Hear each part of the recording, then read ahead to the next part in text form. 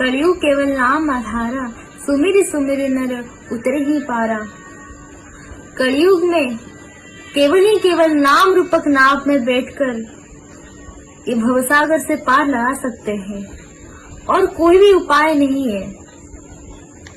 हरे नाम एव केवलम, कड़व नास्ते व गति अन्यथा। स्वयं भगवान कहते हैं इस कलयुग मनुष्य के लिए मैं एक बार नहीं, दो बार नहीं, त्रिबार सत्य करके कह रहा हूँ, हरि नाम ही केवल एक ही आधार है, एक ही उपाय है जो एक कड़ी रूपी भवसागर से कर सकते हैं। एक बार नहीं, 3 बार बोल के कह रहे हैं, क्योंकि एक कड़ी कर्मिस मनुष्य कड़ी रूपी कर्मस बुद्धि में भगवान की कोई बात को एक बार सुनने वाला नहीं है। इसलिए 2 बार नहीं, 3 बार भगवान के कह रहे हैं हरि नाम ही आधार करके साधन करके भगवत प्राप्ति हो सकता है। एक कड़ी रूपी भवसागर से तर सकते हैं। कृत्ये धायन्ते विष्णु त्रेतयाम जयतो मखे, द्वापरे परिचर्यायां कलौ तद्हरि कीर्तनात्। सतयुग में भगवान प्राप्ति करने के लिए ध्यान की आवश्यकता था।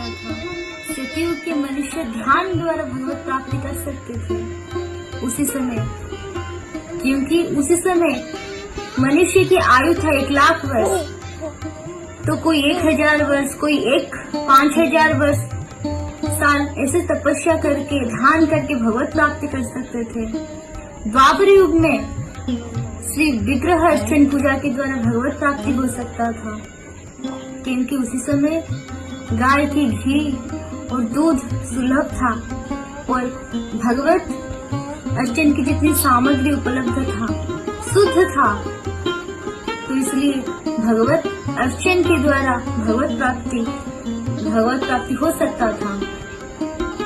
तृतीय युग में यज्ञ के द्वारा भगवत प्राप्ति हो सकता था, क्योंकि उस समय मंत्र उच्चारण करने वाले पंडित शुद्ध उच्चारण करते थे एवं उस समय ऐसा वातावरण था जो यज्ञ हो सके। उस समय राजा लोग सब यज्ञ करते थे और ऐसा धन बल था, इतना जल बल था, तो यज्ञ हो सकता था।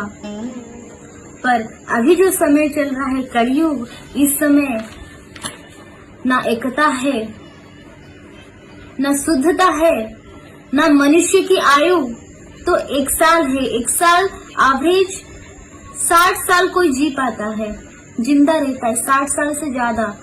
शोक रोग व्याधि से जीवन भरा हुआ है।